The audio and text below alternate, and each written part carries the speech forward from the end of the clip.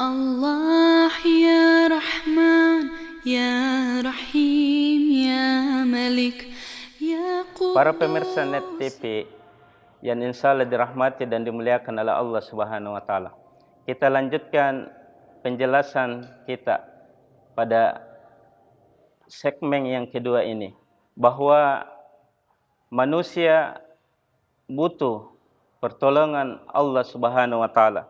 Maka yang harus kita lakukan adalah memperbanyak doa kepada Allah Subhanahu wa Ta'ala. Allah Subhanahu wa Ta'ala berfirman, "Wa qala rabbukum ud'uuni astajib lakum." Dan Tuhanmu berfirman, "Berdoalah kepadaku, niscaya aku akan mengabulkan semua permintaanmu, semua yang engkau harapkan. Innal ladzina yastakbiruna an ibadati sayadkhuluna jahannama dakhirin."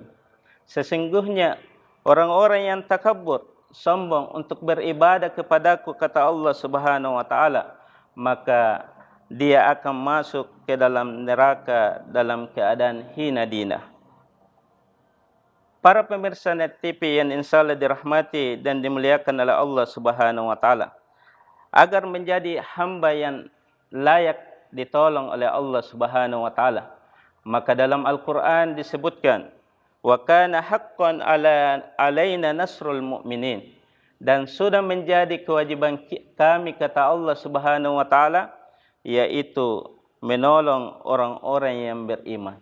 Tentu kita sebagai orang yang beriman dan bertakwa kepada Allah Subhanahu wa Ta'ala memiliki keyakinan bahwa hanya Allah Subhanahu wa Ta'ala yang berhak disembah, dan hanya Allah lah yang berhak memberikan pertolongan kepada kita.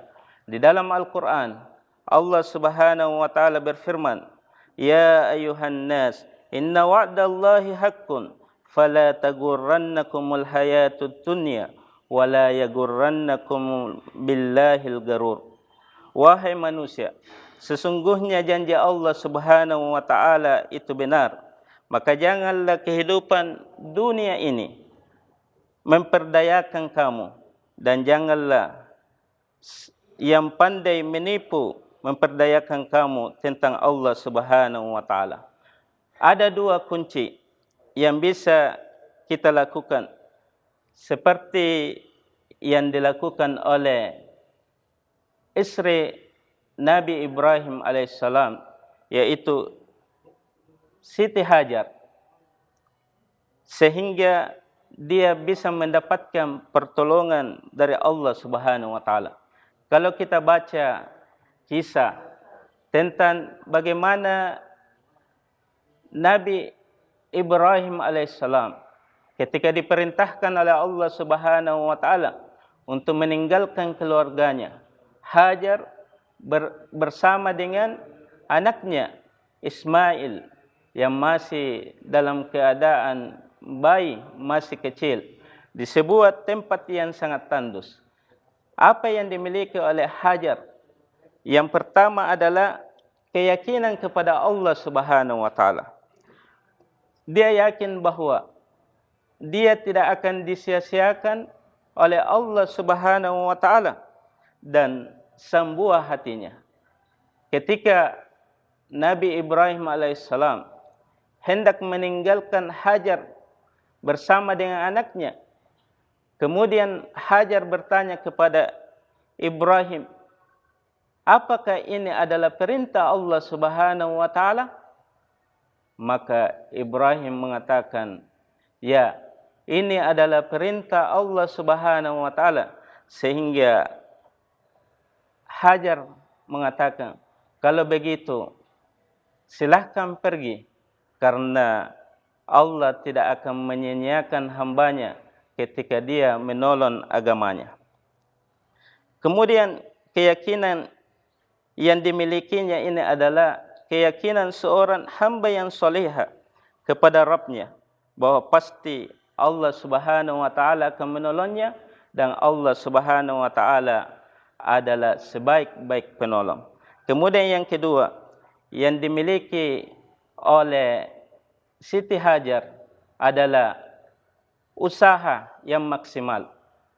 Seperti kita ketahui bahwa ketika Hajar ini ditinggalkan oleh Nabi Ibrahim alaihissalam di tempat yang tandus, di sebuah gurun yang tidak ada rumah, bahkan tidak ada tanda-tanda kehidupan, tidak ada pohon-pohon yang sangat panas. Ketika anaknya menangis untuk mau makan dan minum, dan saat itu dia tidak memiliki apa-apa, maka Hajar ini berusaha untuk mencari sesuatu yang bisa dimakan oleh anaknya. Maka dalam riwayat itu dikatakan, dia bahkan berlari antara bukit Safa dan bukit Marwah yang 7 kali berkeliling untuk mencari pertolongan, untuk mencari sesuatu yang bisa dimakan dan diminum anaknya. Dan inilah yang kita ikuti dalam ibadah haji. Ketika para jamaah naik haji, inilah yang diikuti oleh para jamaah.